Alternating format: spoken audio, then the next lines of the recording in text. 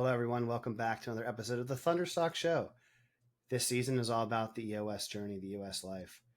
We're talking valuable brainstorms to enhance your life, liberty, pursuit of property, just like the founding fathers would want. Julie Markee is my guest today, and boy, oh boy, am I excited for this one. We're going to talk about chickens, coffee, juice, chips, and how to take all that experience and live the EOS life. Julie, how goes it? You're on the other side of the country. Thanks for making some time this morning. Oh, it's great to be here, Ross. Thanks for the opportunity to come and talk to you about my favorite topic. Well, maybe one of my favorite topics, EOS, because you hit a couple of my other favorite ones in there as well. Which I will absolutely ask you questions on and dig a little deeper. It's in my Colby Nature High Fact Finder, and you'll balance me out and facilitate here. So I'll facilitate you through it. So, Julie, early career, you spent time with some pretty big consumer food brands, whether that's, Frito-Lay or whether that's, was it Ocean Spray? I think it Ocean was. Spray. Ocean Spray. Yeah. Is that what you saw yourself doing when you were in high school growing up? Or what did you want to do when you were in high school? Like, what was the dream?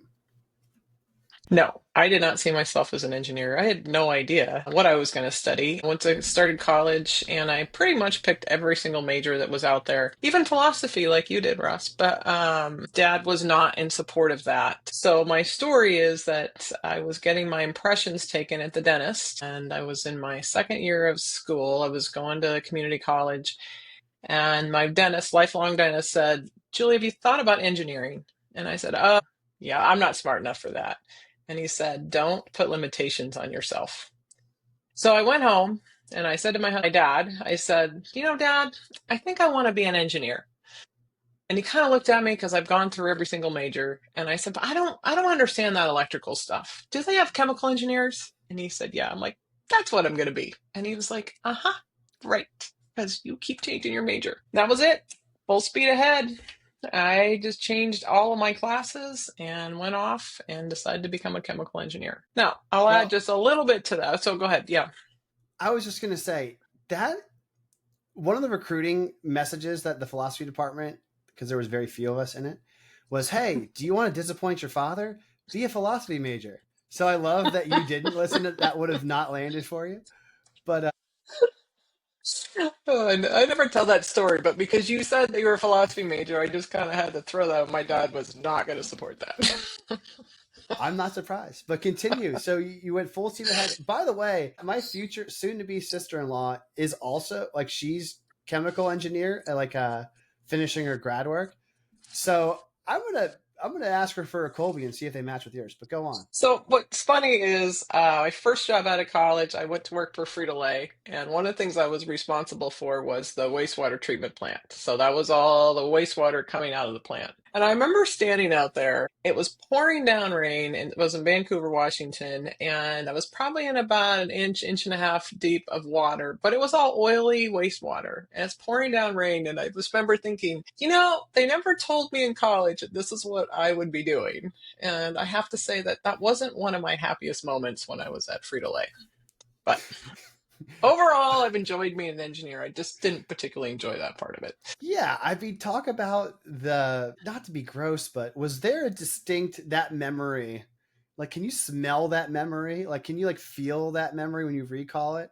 Because I Oh never yeah, I thought can see about it. all the grease that would be involved in potato chips as an example, but it's a high fat concentrated thing. I can Yeah. imagine that would stick with you.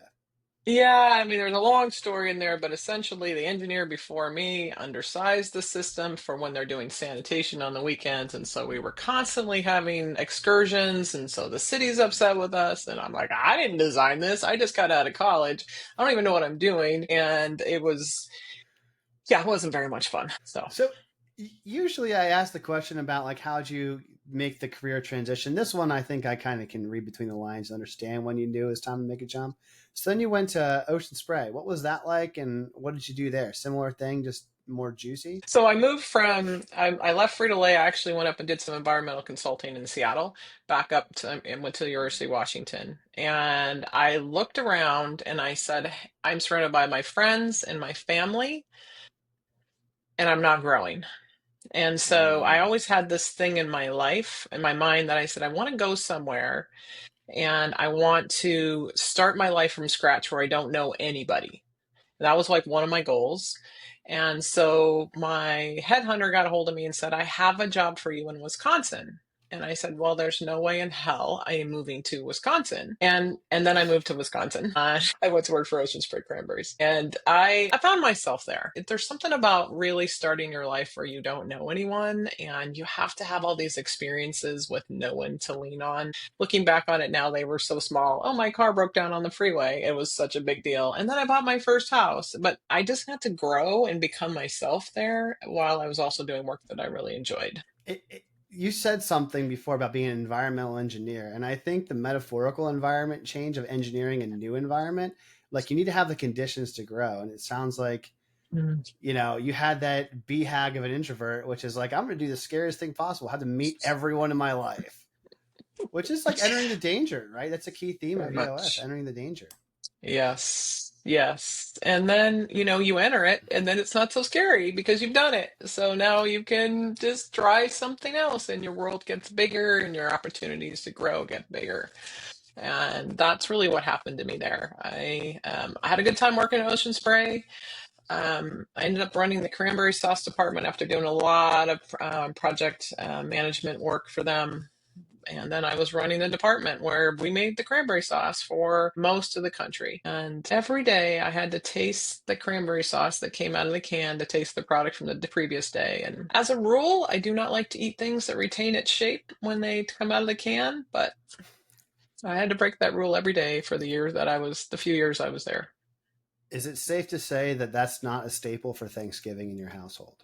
It is very safe to say that, yes. I have cranberry stuff, but I use fresh cranberries, not out of a can. So riddle me this. You're in Wisconsin area, far from home, talk about the center of the country. Then you go back to the West Coast. When did you know it was the right time to make a change, and what facilitated that next step? So after I left Ocean Spray, I actually went to sell chemicals in the investment casting industry. And the story was, I was like, I found it on monster.com, which I don't even know if Monster exists anymore. I have no idea. But they were looking for someone to sell colloidal silica into the investment casting industry. I'm like, well, I didn't know what colloidal silica was. I've never heard of investment casting. I have zero sales experience. And I was like, that's the job for me. So, and they hired me. And I loved it. I got to do process stuff, but then I was sales and I was in manufacturers and plants that are pouring metal, which was so different from the food manufacturing. And I also met my now husband there. So, but when we got married, well, I told him, I said, I will not be living in Wisconsin forever. And he calls it the Washington Clause and says he didn't read the fine print. So there was a certain time when it was time to move back to back to Washington from Wisconsin. We packed up everything and moved across the country. And I had a job back in Washington, but it fell through. And so here we were in Washington. Both of us were unemployed. And I did the very, very responsible thing that one would do in those situations. And we went on a cruise to Alaska. So with my family. So we're on a cruise, and I just remember one afternoon taking a nap, and I woke up and I'm like, you know what? I'm gonna start a business. And so I went down to dinner that night on the cruise, and I announced this to my family. Now, in hindsight, I probably should have told my husband before I told everyone else in my family. But my response from my mom was, of course you are, sweetie. You come from an entrepreneurial family. Of course you're going to do this. Wow. And so I started my business. What did your father say? Sorry to interrupt you. My father was very supportive. My father was a physician in private practice, which they don't even do anymore. So he was an entrepreneur. My sister's an entrepreneur. It wasn't like it was anything beyond outside of what the family would do. Everyone would agree in EOS terms, you G the seat.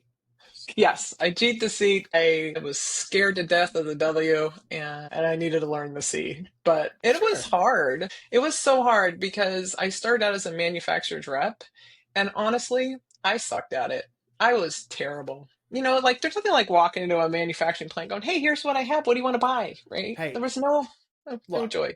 Look, I think you had such a fair and honest assessment of your past, present state. But as you know from the stinky time at Frito-Lay, you didn't make the system. You're just there to like when you walked in, you didn't create this. You're just there to try and like figure it out. But when you start your own business, you don't have a existing system necessarily to then optimize for, maximize, and adjust. You have to create a system. It's a whole different thing, Yeah. right? Yeah. So was that part of the growing pain, like trying to create a system? Like, how am I going to do this? Yeah, I was trying to figure out what I wanted to do, right? And how I knew I kind of had an idea because the name of my business is Key Process Innovation. So I love process. I'm KPI, right? I'm a geeky engineer. So I knew I wanted to be around process, but I wanted to provide value. And I think that what I started with wasn't providing value. So then I went into consulting and I did a lot of consulting work in investment casting, which is the industry I came out of. I developed a product that I have a patent on that's still used in that industry. And then I went into consulting in general manufacturing, interim COO. Can I pause and ask you about this patent? Because that's pretty cool. What was like how how the heck did that happen? What was the patent for? And did it come to you in a nap on a cruise? Because it sounds like a pretty big clarity. Your clarity breaks are pretty monumental. Dentist office, cruise, like Oh, that's funny. Yeah. So it started with I started my business and I got a hold of an investment casting foundry engineer here in Portland, Precision Cast Parts. If you're local, you would hear that. It's one of the largest in the country. He's like, Julie, you need to do a paper so people can learn about you and hear about your business. And I'm like, oh, okay, a technical paper. I'm like, what am I going to talk about? Like, I don't know what to talk about. So I thought about it and I sold chemicals and investment casting for part of the process. And I won't go into all the details, but there was one question in the process that I worked in that you could never answer because you didn't have a way to measure it. And essentially, you're building a ceramic shell around a piece of wax. And then you're melting the wax out of the ceramic shell, and then you're pouring molten metal in there, take the shell off, and now you have a metal casting. Okay, that's investment casting. But when you're building that ceramic shell, you have to make sure that the ceramic the layers. So you dip it in a ceramic slurry, you put ceramic sand around it and let it dry. Dip it, sand it, let it dry. So you're building a ceramic shell one layer at a time, and then you're going to melt the wax out. It has to be each layer has to be dry enough in order for you to apply the next layer, and there's enough strength in there so when you do finally take the wax out, it doesn't crack, and when you put the molten metal in, it doesn't fall apart. So you need to have a really strong ceramic shell. but the problem was people didn't know how to measure that. And for They couldn't someone that measure. started a company called KPI, you're like, I'm going to figure out how to measure this, right? Yes, we had to figure out how to measure how dry the shell was so they could apply the next layer. And so I started researching that and trying to figure that out. And I came up with a device that measures temperature and relative humidity in real time during that ceramic building process. So I came up with the idea. I did some testing at a local foundry around here. Very thankful to that foundry that opened their doors and let me do that testing. And then ultimately found out I had a viable product. Then I had to find someone to make my product. And so I have a guy. I always talk to my guy. He's amazing. I'm still working with him today and still building those devices. And you can pull up your iPhone or any phone, and if you have the device connected to the intranet, you can measure temperature and relative humidity in real time. So that is my device, the Now there's EOS an app PT. for it, Well, it's not an app. It's more like it's just it's a not quite platform. that. It's just go to the intranet and type in a particular, a local address for your intranet. But yeah, the USPTO granted me a patent in 2017. That's pretty cool. So then, Yeah. okay, you got the patent done.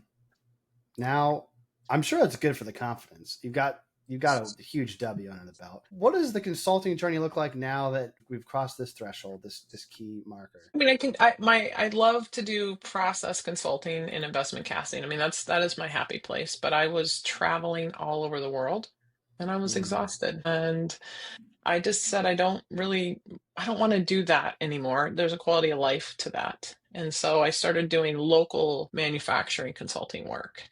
And I will back up a little bit when I was at when I was at Ocean Spray, I remember doing it as a process engineer, well, let's just fix the technical part of the process and we'll leave the people part on the side, because the technical part is so much easier than the people part. Right? People are hard. It's hard to manage people. It's hard to develop people. And so that was kind of my, was the saying that always stuck with me.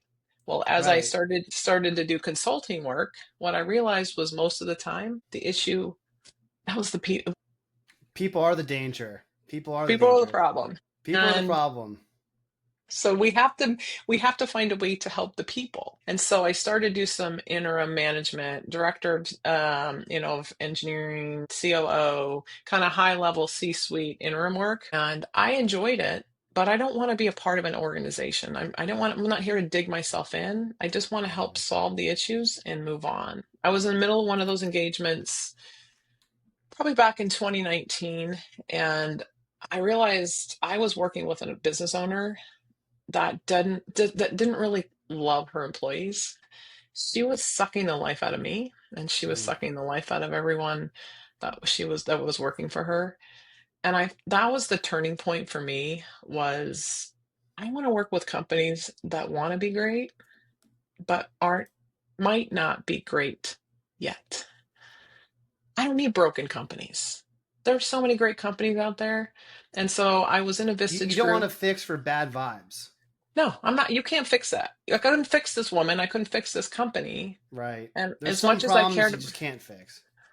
as much Or as I don't cared choose about, to fix. Sorry. Go on. or no, I want to work. I want to work for a company that cares about their employees. That's it. Amen. Yeah. So I was in a Vistage group. I know you've and Vistage as well, with an EOS implementer, and I was like, I think I want to do that. And so I made a decision to become an EOS implementer. I want to talk about Vistage. Are you still involved in Vistage, or like when did you get involved with Vistage? Because when people ask me, they're like, "Oh, what are some of the key things that have really helped your business?" Like, I have to point to EOS as being one of the more important ones. Really, Vistage up there, like number two. But like, how did you get involved with Vistage, and what was it like in terms of the setting being different than traditional like business relationships? I don't remember what year I got into Visage, but I was in a trusted advisor group, the only female in the group. And those boys, they just wrapped their arms around me. They were helping me. I was a little bit lost on how to communicate my value to my prospects. And I just firmly believe that if I had EOS when I started with Vistage, maybe I would be in a completely different place. But because it wasn't until I started to read traction, started to apply some of those things, I realized, we talk about our target market, right? Then we talk about the three uniques, part of the marketing strategy, and like the three things that are going to resonate with our target market. And I just couldn't communicate what I did. I was too busy talking about all the little geeky things that I did versus, hey, the value that I'm bringing to the organization. And Mm. so I always say that the things that helped me turn my business around were Vistage and EOS. And I loved that I could go into that room, and I was supported by those men. They cheered me on. They beat me up when I needed to be beat up. But that was there was two Vistage groups there. We had two different chairs, and then that group fell apart. Then I went to another group with a bunch of powerhouse women. TA group, it was amazing. And then that broke up. And so now we're evaluating looking into another Vistage group with some of those same women. So I'm kind of three different chairs, and they've all brought different things to the table, but they've all challenged me to grow. I love hearing that. It's a reassurance that I'm putting my faith and gratitude towards similar things. I hear it from you. I'm like, all right, it's real for me too. So I I love feel that. you. So, okay. You had the great example from a fellow Vistage TA peer. Like, I like what you're doing. You got tons of benefit from getting the clarity using the VTO, reading traction. This is the part that is sometimes tricky. It's like, how'd you make the jump? Like, what was in your headspace? When was like, this is the time? Because I feel like we discussed earlier how fear is a mile wide and an inch deep. But when it comes to making decisions like this, it is sometimes a scary decision. And there's, whether it's you've wanted to do it forever, you just never got around to it, or some people are like, oh, I had the idea, and six hours later, I was in. You know, being in the middle road of the Colby, what was it like for you, right? Yeah, I think, we always say the first sale is always to yourself, right? And so for me, I started to think about it, and I had a conversation with somebody else who was thinking about becoming an implementer in that region and was also in a Vistage group. And that was in February of 20 that I had that conversation with the guy. Oh, great timing, Julie. Couldn't have planned it out better yourself. Yeah. For So those I'm of I'm evaluating EOS, and then all of a sudden COVID happens and I'm like, holy crap, I need to make sure I can pay my mortgage, right? This isn't the time to do a shift. mm, And we'll come back because that's where the chickens came in. But I ended up meeting with another local implementer, and he's not in the community anymore. And we couldn't meet inside because it was COVID. It was summer, and we stood sure. outside in the parking lot of Sportsman's Warehouse, and it was really hot. So I remember like standing finally in the shade, and he just said to me, Julie, this conversation is not going the way I thought it was going to go. I said, oh, well, which way do you think it was going to go? He goes, well, you're a process engineer. I thought you were looking for referrals for process work for EOS. And I said, no, no, no, I'm just here to find out about EOS and whether or not you think I might be a good fit for this or not. And he said, I absolutely think that you would be a great fit. And I said, well, you probably said that to everybody. And he said, nope, Julie, I've had hundreds of these conversations, and I think you would be amazing. And just, that goes back to the whole Vistage thing, like having people in your life that are going to support you, because becoming an implementer is hard work. It's Oh, hard to I'm grow your sure. practice. And he to this day still supports me. Don Sassy, I love you if you're listening to this. And I felt like I was encouraged, and I was going on the right path. So you got to have people walking alongside you that, one, are going to hold that mirror up even if you don't want to see it, and two, be your cheerleaders when you really need it. Yeah, I mean, it's like in the science community, right? You have a thesis, you need to test it, you need to get feedback, but you need some peer review sometimes, right? Like, Hmm. and when your peer review comes back and it's like, heck yeah, absolutely.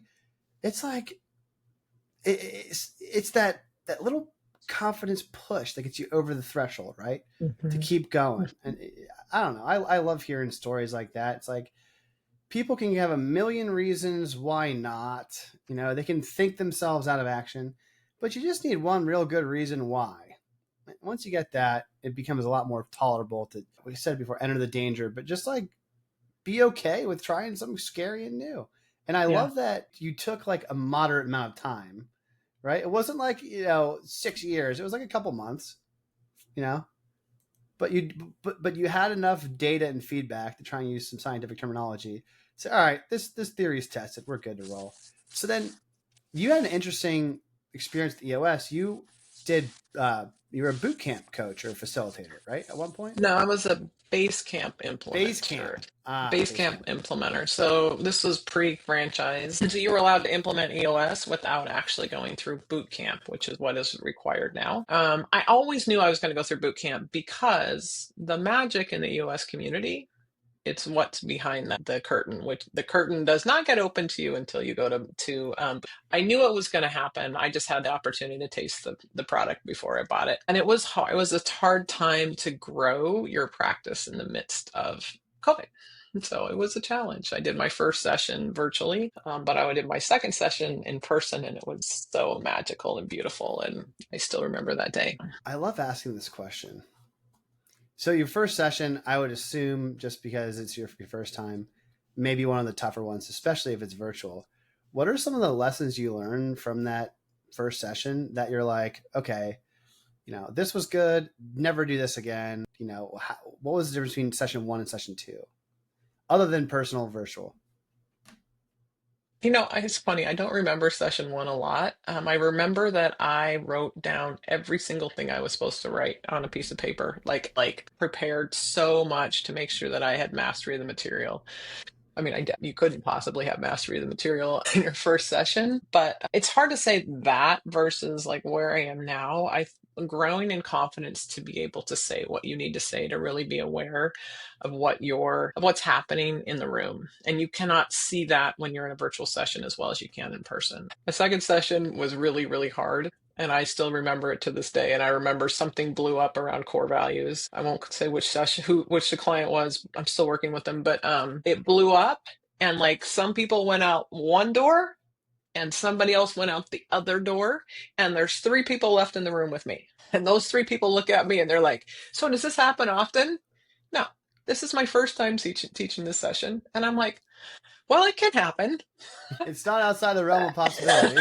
So I think that's the whole thing is you learn a lot. Like you don't even know. You can't completely prepare for everything that's going to happen in a session room.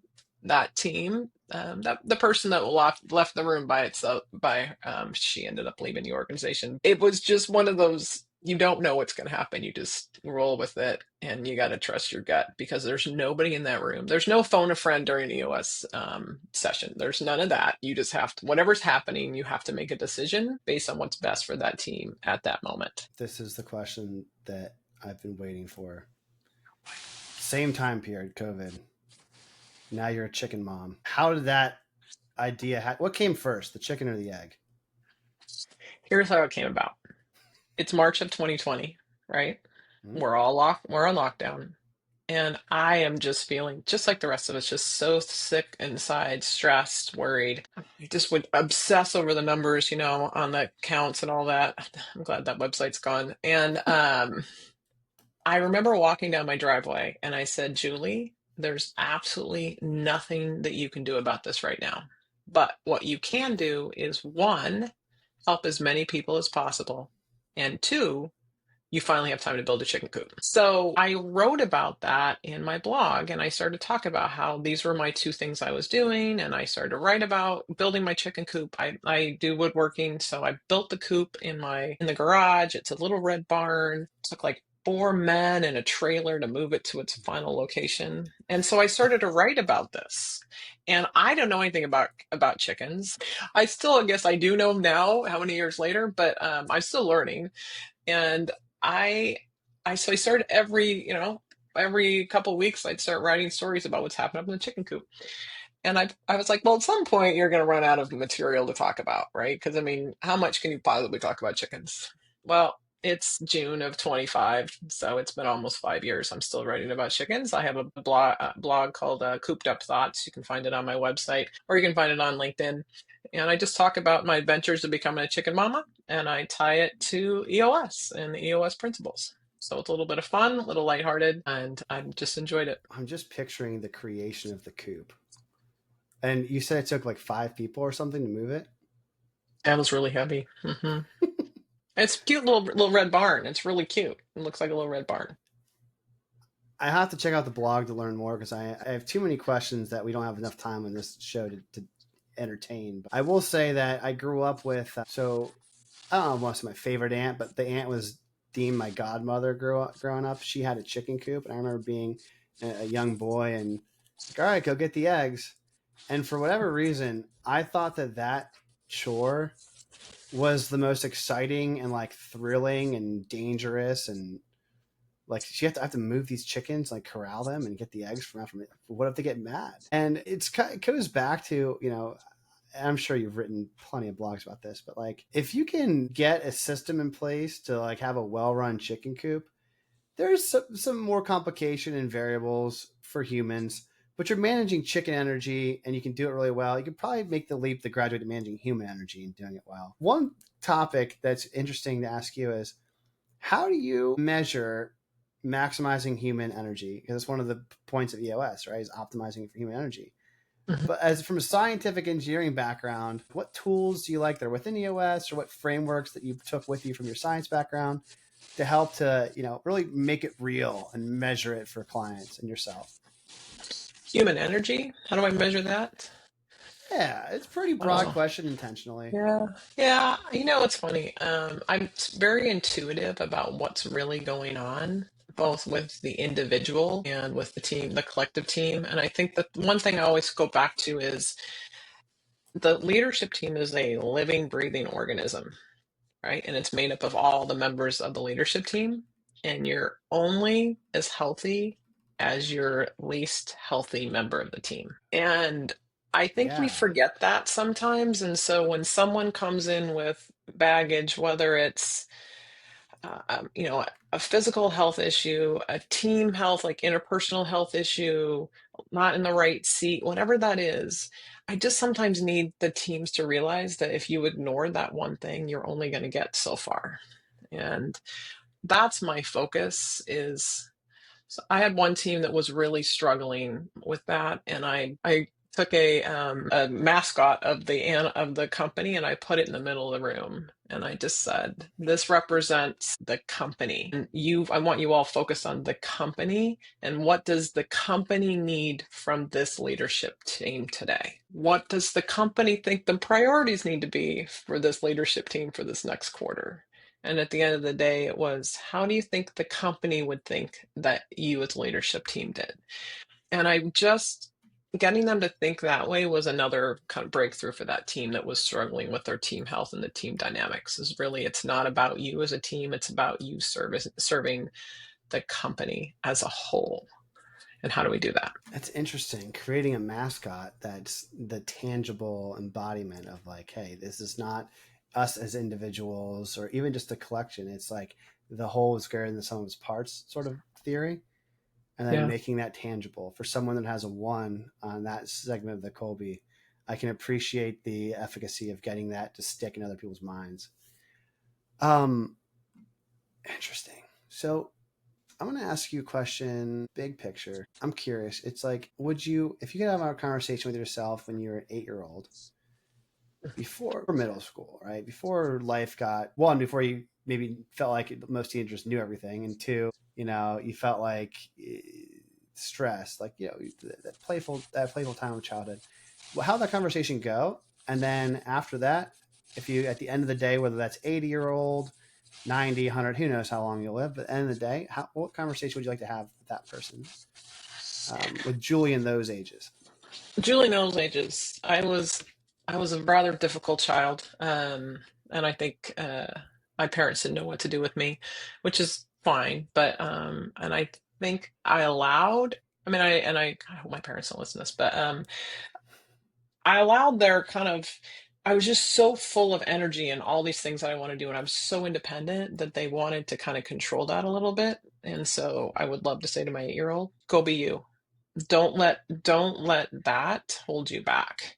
Love you, mom and dad, if you're hearing this right now. But I know, like, I meet these women who are like in their 30s and they're amazing. And I'm like, gosh, I didn't have that confidence at that age. I wish I would have. Mm. So please lean into that greatness that you know is inside of you so you can take off. That's what I would say to her. What about the end of the day?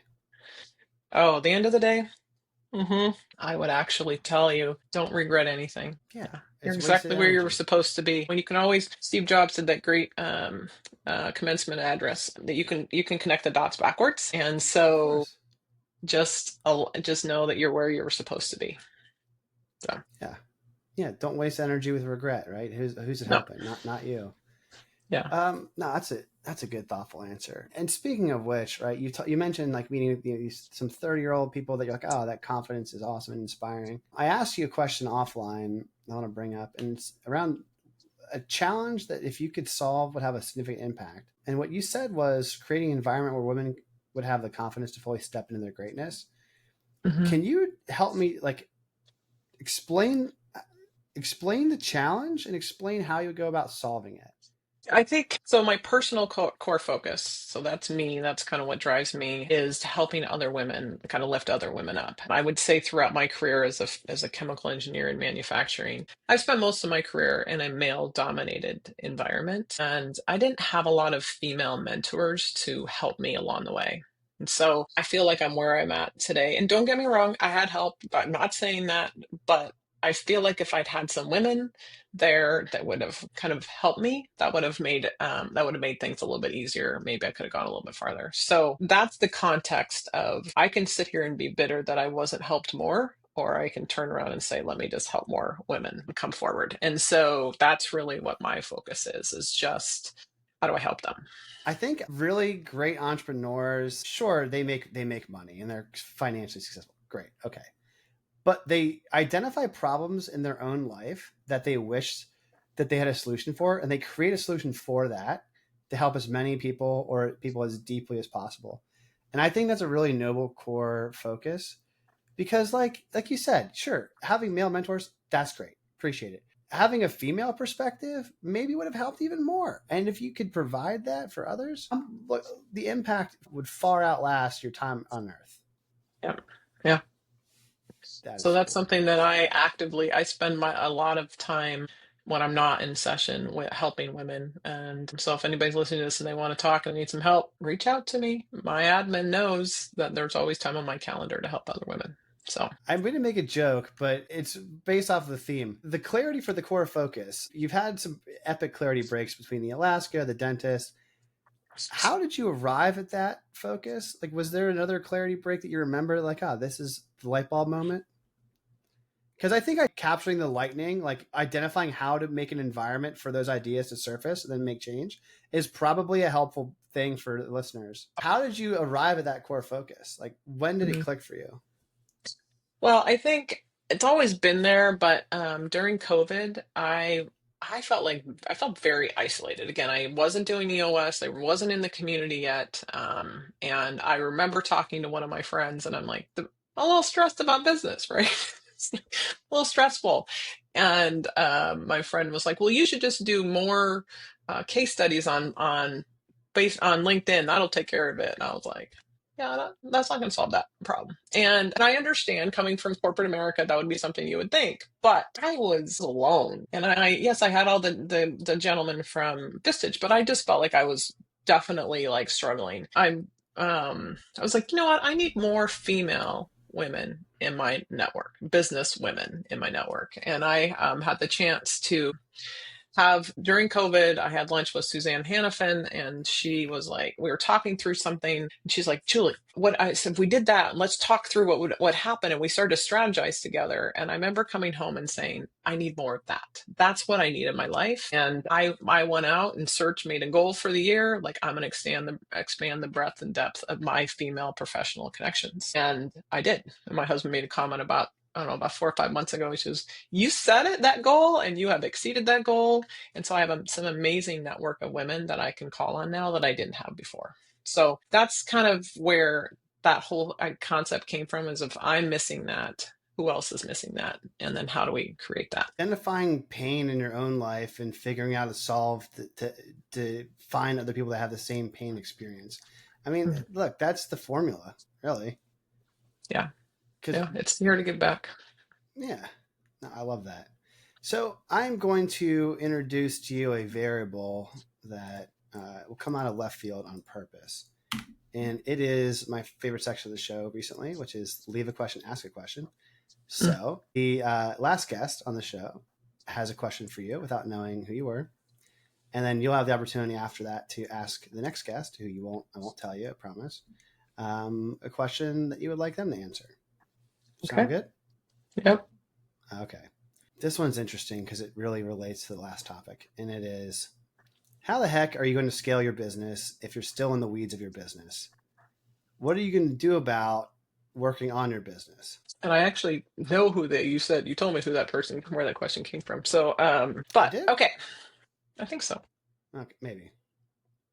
Okay.